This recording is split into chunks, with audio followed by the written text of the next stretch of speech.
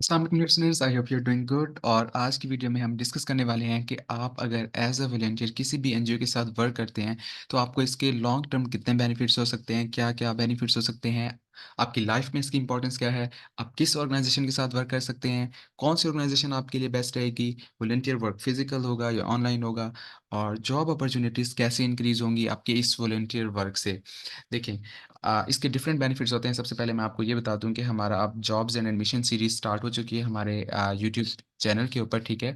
और आने वाली नेक्स्ट वीडियोस में आप देखेंगे कि इंशाल्लाह हम जॉब से रिलेटेड और स्पेशली जो सोशल सेक्टर से रिलेटेड हैं या एनजीओ से रिलेटेड हैं या वट एवर कोई भी जॉब्स जो आती हैं उनसे रिलेटेड हम वीडियोस अपलोड करेंगे। और एडमिशन से रिलेटेड वीडियोस अपलोड हम वैसे भी करते रहते हैं और आप भी इंशाल्लाह हम करते रहेंगे, ठीक है। सबसे पहले अगर हम बेनिफिट्स की बात करें, अगर आप किसी भी ऑर्गेनाइजेशन के साथ एज अ वॉलंटियर वर्क करते हैं तो सबसे पहले आपका कॉन्फिडेंस इंप्रूव होता है, ठीक है। मोस्टली लोग यहाँ पर इंट्रोवर्ट होते हैं, कुछ एक्सट्रोवर्टेड इंट्रोवर्ट होते हैं, ठीक है। ऐसा होता है कि आपका कॉन्फिडेंस इंप्रूव होगा।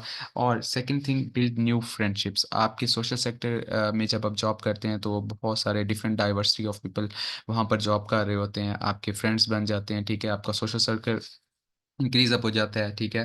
देन आप सबसे अच्छी बात ये है कि अगर आप कोई भी अच्छा काम कर लेते हैं, कोई भी नेकी का काम करते हैं, तो सबसे इम्पोर्टेंट जो है आपकी मेंटल वेल-बीइंग वो इम्प्रूव होती है इस चीज़ से, ठीक है। और आपकी कम्युनिटी, ज़ाहिर-सी बात है, अगर आप किसी की हेल्प करेंगे तो वो कम्युनिटी हैप्पियर रहेगी, ठीक है।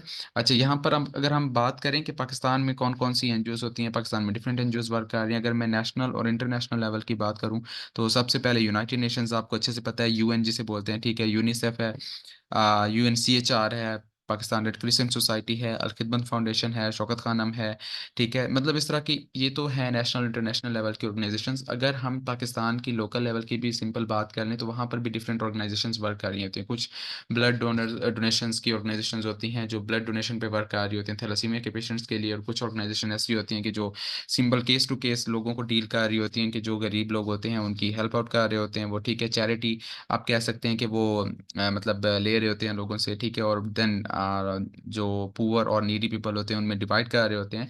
तो इन सब की इम्पोर्टेंस क्या है? आप देखें, सबसे पहले अगर हम बात करें कि जो आप किसी भी ऑर्गेनाइजेशन के साथ वर्क करते हैं, मैं एक एग्जांपल देता हूँ, ठीक है। आपके आपके पास आपका वॉलंटियर एक्सपीरियंस आ जाता है। फॉर एग्जांपल, आपके पास अगर कोई बीबीए की डिग्री है, एमबीए की डिग्री, फाइनेंस की, food science and technology, human nutrition and dietetics की, medical laboratory technology, doctor of physical therapy की, व्हाटएवर कोई भी डिग्री है, बॉटनी, ज़ूलॉजी, ठीक है। लेकिन इनके अलावा अपने इस सेक्टर से हटके अगर आप चाहते हैं कि आपकी जॉब अपॉर्चुनिटीज़ इंक्रीज़ हो जाएँ, तो आपने डिफरेंट वॉलंटियर वर्क करना है डिफरेंट ऑर्गेनाइजेशन के साथ, ठीक है। फॉर एग्जांपल, अगर आप कोई भी आपकी डिग्री है तो आप एज अ वॉलंटियर किसी भी ऑर्गेनाइजेशन के साथ वर्क करते हैं, तो इन केस जब उस ऑर्गेनाइजेशन में जब कोई जॉब अपॉर्चुनिटीज़ अनाउंस होती हैं तो सबसे पहले वो अपने जो उनके साथ वॉलंटियर वर्क कर चुके होते हैं लोग, उनको ज़्यादा प्रेफ़र करते हैं एज़ कम्पेयर टू फ्रेशर लोग। क्यों? इसकी मेन वजह ये है कि वो अपने वॉलंटियर्स को ही इसलिए प्रेफ़र करते हैं क्योंकि उनके वॉलंटियर्स को आइडिया होता है कि ये ऑर्गेनाइजेशन वर्क किस तरह से कर रही है, इसका वर्क फ्लो क्या है, इसका वर्क प्रोसीजर क्या है, इसके प्रोटोकॉल्स क्या हैं, इसके कोड ऑफ कंडक्ट क्या हैं इस ऑर्गेनाइजेशन के। इसलिए वो अपने वॉलंटियर्स को ज़्यादा प्रेफ़र करते हैं as compare to new fresher people. और सोशल सेक्टर की अगर हम बात करें, जैसे सोशियोलॉजी के स्टूडेंट्स हैं या कोई भी व्हाटएवर मेडिकल साइंसेज़ के या बीबीए के, फाइनेंस के या कोई भी स्टूडेंट्स हैं, तो उनके लिए उनको चाहिए कि आप लोग अपने सोशल सेक्टर की तरफ ज़्यादा फ़ोकस करें, डिफरेंट एनजीओज़ के साथ वर्क करें, ठीक है। देखिए, यूनाइट अब यहाँ पर दूसरी बात ये आ जाती है कि आप ये सोच रहे होंगे कि ये फिजिकल वर्क होगा या ऑनलाइन वर्क होगा। देखिए, ये डिफरेंट तरह के वर्क होते हैं, फिजिकल भी हो सकता है, ऑनलाइन भी हो सकता है। जैसे यूनाइटेड नेशंस वॉलंटियरशिप की बात करें तो वो ऑनलाइन वर्क होता है। उसमें ये होता है, थोड़ा-सा मैं आइडिया दे देता हूँ आपको, लेकिन हम डिफरेंट इंडिविजुअल वीडियोज़ भी अपलोड करेंगे इसके ऊपर।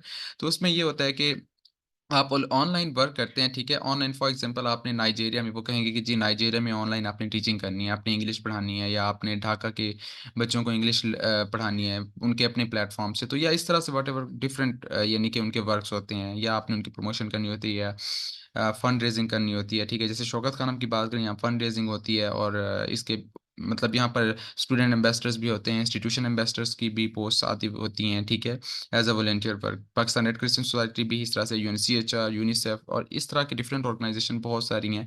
उनमें इस तरह की डिफरेंट वॉलंटियरशिप अपॉर्च्युनिटीज़ आती रहती हैं। तो फिजिकल भी हो सकते हैं, ऑनलाइन भी हो सकता है, ठीक है। ये ऑर्गेनाइजेशन टू ऑर्गेनाइजेशन वेरी करता है। अब जॉब अपॉर्च्युनिटीज़ का मैंने बता दिया, उन लोगों की ज़ाहिर-सी बात है जॉब अपॉर्च्युनिटीज़ इंक्रीज़ अप हो जाती हैं कि जो लोग एज़ अ वॉलंटियर उनके साथ वर्क कर चुके होते हैं, ठीक है? और इंशाल्लाह अगर आपने अब तक हमारे चैनल को सब्सक्राइब नहीं किया तो हमारे चैनल को सब्सक्राइब कर लें।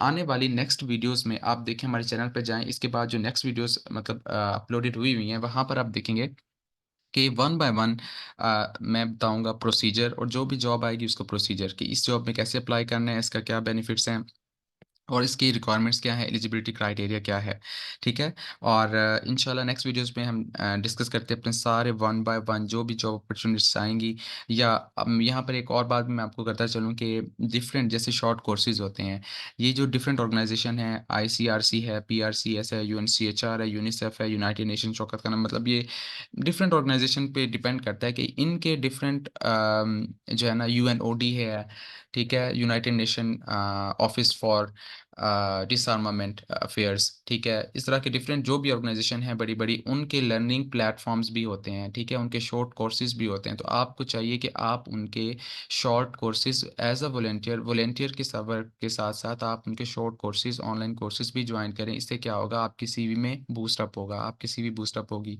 आप जब किसी भी एनजीओ में वर्क करने के लिए अप्लाई करते हैं, तो एनजीओज़ वाले देखते हैं कि भई इसका वर्क एक्सपीरियंस कितना है। जब आपकी सीवी में ये ऐड होगा कि आपने इन डिफरेंट ह्यूमैनिटेरियन ऑर्गेनाइज़ेशन के साथ इनके एज़ अ वॉलंटियर वर्क किया हुआ है और इनके कोर्सेज़ भी जॉइन किए हुए हैं, तो आपकी सीवी पे एक अच्छा इम्पैक्ट पड़ेगा और जॉब अपॉर्च्युनिटीज़ के चांसेस भी इस तरह से इंक्रीज़ अप हो जाते हैं, ठीक है? तो आपके कोई भी क्वेश्चन है या मतलब थंबनेल में हमारा नंबर भी दिया गया है, ये सामने ये देखें 0314676552 ये हमारा नंबर गिवन है। आप इस पे टेक्स्ट भी कर सकते हैं, आपको ग्रुप में भी ऐड कर दिया जाएगा। अगर आप कोई भी क्वेरीज़ हैं, तो आप कमेंट सेक्शन में हमसे पूछ सकते हैं। जज़ाकल्लाह खैरा।